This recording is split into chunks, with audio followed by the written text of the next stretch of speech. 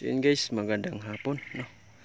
So nandito po tayo ngayon sa ating kunting talungan, no?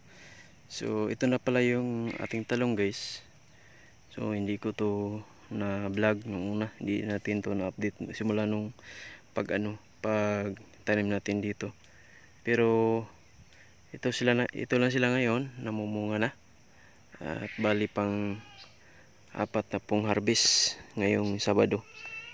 So bali ngayong Sabado pang-apat na po yung harvest natin sa ating talong. Pero sa ngayon meron nang makukuha, oh. Ito, pwede na to. Yan, oh. Yan. So ito din. Yan, ito. Pwede na to. Yan. So balian dun pa. Yan. So hindi ko to na pakita sa inyo yung maliliit pa. Dito kasi natin tinatanim yung ating luya. Kaya lang yung luya natin is tinamaan ng matinding init, kaya hindi nagtuloy yung iba. Merong pa konti-konti dito, yan oh. Yan, luya pa yan. Tapos meron pa dun. Konti lang yung tumutubo kasi tinamaan ng matinding init. Kaya ang ginawa natin, nilinisan natin dito. Yan, kung mapapansin nyo, malinis po yung ilalim ng ating talong. Yan. So malinis po yan.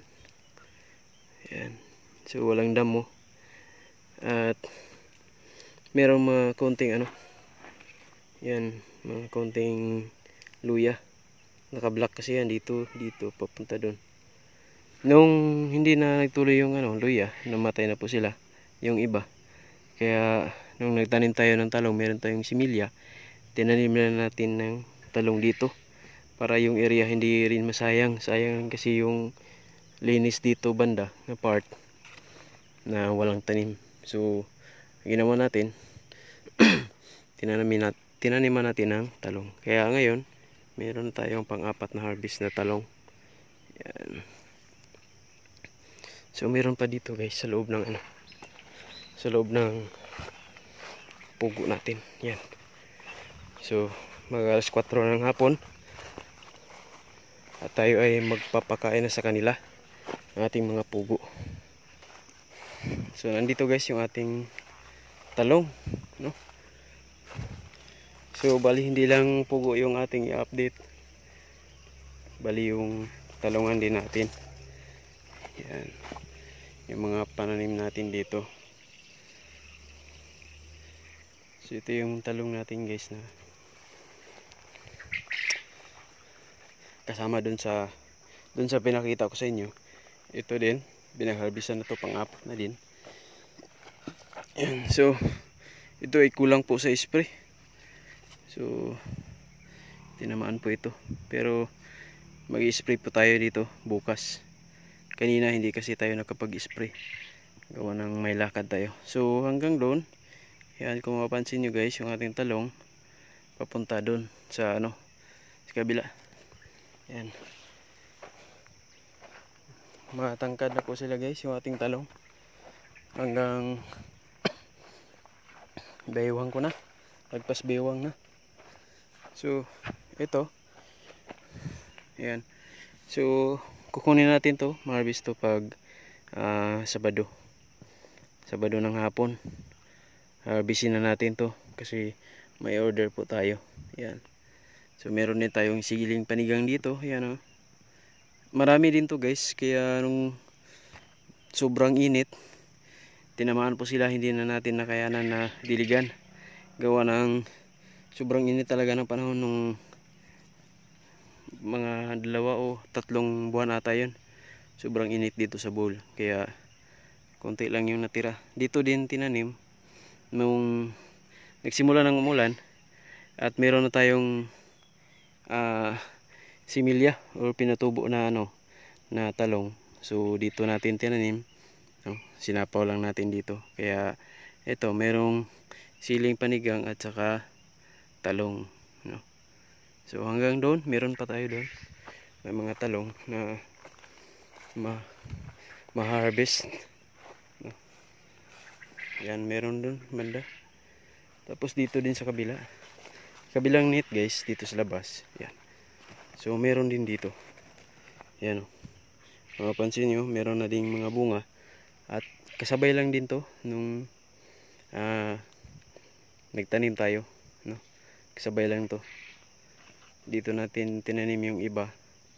Kasi hindi na kasya sa area natin. Dito sa loob ng init. Yan. Mapapansin nyo yan dito. So medyo yung spacing niya guys medyo malawak, mataas no, kasi pag yung talong inalagaan mo, lalago at lalago yan. So lalaki at lalaki po yan yung puno ng talong. Kaya ang gagawin mo, medyo distansya yung pagtatanim mo ng talong. Yan, dito lagpas ata yan ng 1 metros.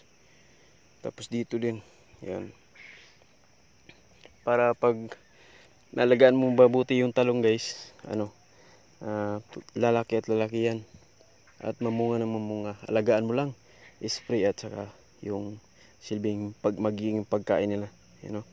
So abunuhin mo lang ng organic o yung synthetic na abono. Depende sa yan kung ano yung gusto mo na ipapakain or didilig sa yung mga pananim, o ito kagaya nito talong, para lalago at lalago yan. Yan. Pero pag hindi mo alagaan guys yung talong mo, yan, siguro mga 5 beses o 3 beses ka lang makapag-harvest. Titigil na yan sa pamumunga kasi hindi mo inalagaan. Pero pag ganito, alagaan mo yung talong, lalago at lalago din talaga yan. So ito yung update sa ating taling guys. Meron pa tayo dito. Ito yung sili natin. Kung hindi to natama ng init, sobrang ganda. At madami din to. Isang pack din to ng siling panigang. Kaya lang natamaan ng init. So hindi natin nakayanan ng pagdidilig. Gawa ng tayo lang mag-isa. Nagtatanim dito. Meron pa doon. Yan guys, mga siling panigang. Dito. Damo na dito. So kailangan na itong bunutin yung mga damo. Pero ayos lang kasi yung ating talong malalaki na. So ito guys, pwede na itong harvest. Ganito kalaki. Pag hanggang linggo, baka uber na to. Pero sana hindi pa, para mapakinabangan pa natin at mabenta. So meron pa doon. Yan. So dito may ampalaya din dito, konti lang. Yan. So nagdudugnas na. Namatay na siya. Kaya hinayaan lang natin. Pero meron pang ma-harvest dito. Gisahin kaya natin to. Yan, merong isa dito guys, malaki. Yan. Ito. Pwede na itong gulayan. Meron din dito talong guys, ito pwede na to ma-harvest. Yan, meron pa dun. So medyo madamo na dito at anuhin natin to, kukunin natin yung mga damo para malinis tingnan at yung talong natin tuloy-tuloy yung kanilang pamumunga. So ito lang guys yung update sa ating talong. Ito yung tanim natin dito sa ating backyard farm dito sa ating area dito sa Bohol. So ito, ma-harvest na to, malaki na. Ito, meron dalawa. Yan. So nandito yung ating pugo at tayo magpapakain na sa kanila. Yan, mapapansin nyo yung ating mga pugo.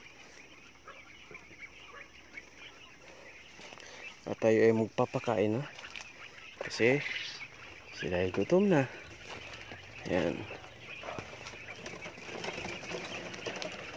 Meron din naman tayong mga nagdagdag dito guys na mga bagong pugo.